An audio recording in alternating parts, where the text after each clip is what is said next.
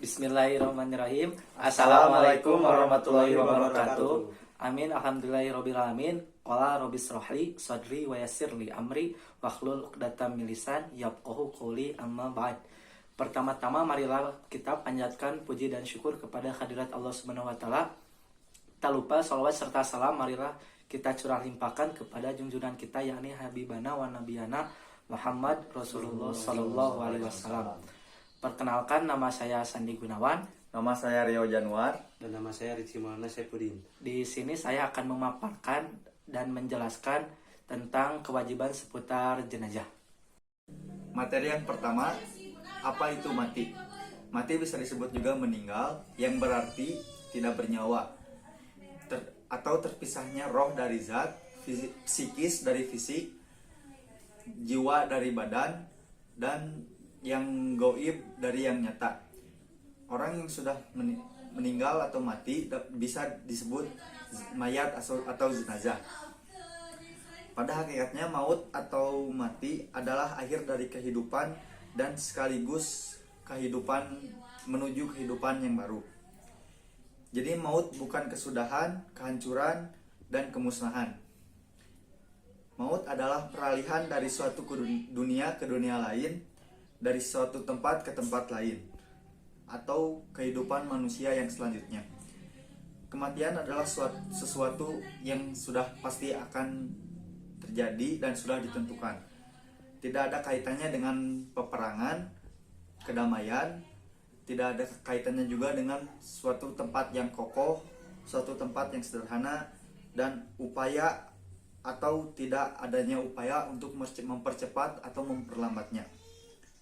Jika maut itu datang, maka datanglah dia. Dalam Al-Quran surat Yunus ayat 49 menyatakan tentang kematian yang sudah pasti adanya.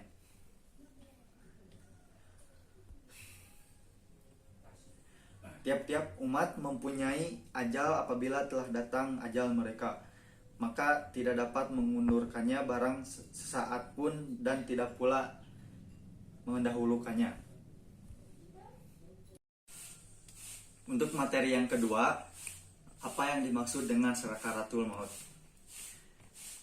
Istilah sakaratul maut berasal dari bahasa Arab, yaitu sakarat dan maut. Sakarat dapat diartikan dengan mabuk, dan maut dapat diartikan dengan kematian. Dengan demikian, sakaratul maut berarti seseorang yang sedang dimabuk dengan masa-masa kematiannya. Sakaratul maut merupakan kondisi seseorang yang sedang menghadapi kematian, yang memiliki berbagai hal dan harapan tertentu untuk meninggal. Untuk poin selanjutnya, yaitu apa yang harus dilakukan ketika dekat dengan orang yang lagi sakarat. Ada beberapa hal yang harus kita lakukan ketika dekat dengan orang yang sakarat, yaitu diantaranya satu, menghadapkannya ke arah kiblat. Yang selanjutnya yaitu menalkinkan. Menalkinkan bisa juga disebut mengajarkan kalimat-kalimat atau kata-kata yang baik. Lafaz talkin yang sering diajarkan yaitu kalimat tauhid seperti lafaz la ilaha illallah. Dan talkin juga ada yang sering menalkinkan ketika lagi syakarat, dan ada pula yang menalkinkan sesudah si mayit itu dikuburkan. Yang poin selanjutnya yaitu membaca surat Yasin atau surat-surat Al-Quran yang lainnya, dan mendoakan yang lebih baik, mendoakan yang baik. Yang keempat, berprasangkalah baik.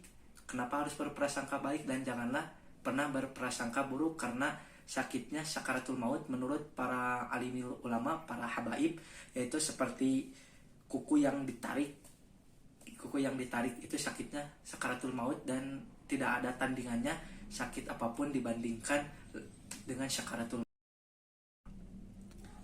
Dan untuk poin keempat yaitu jelaskan kewajiban manusia hidup yang harus dilakukan kepada orang yang sudah mati. Untuk dilihat dari kata-katanya itu udah kewajiban pasti fardu. Untuk kewajiban itu terbagi menjadi dua, yaitu fardu bisa dikatakan fardu, yaitu fardu kifayah dan fardu ain. fardu ain adalah kewajiban yang harus dilakukan oleh setiap manusia untuk fardu kifayah, yaitu kewajiban yang boleh dilaksanakan oleh sebagian manusia. Dan untuk hukum pada si mayit ini menjadi fardu kifayah. Untuk kewajiban orang yang masih hidup kepada orang yang telah meninggal yaitu terbagi menjadi 4. Poin pertama yaitu memandikan mayit. Kebanyakan ulama berpendapat bahwa hukum memandikan jenazah fardu kifayah, yang artinya bila sudah dikerjakan oleh sebagian kaum muslim,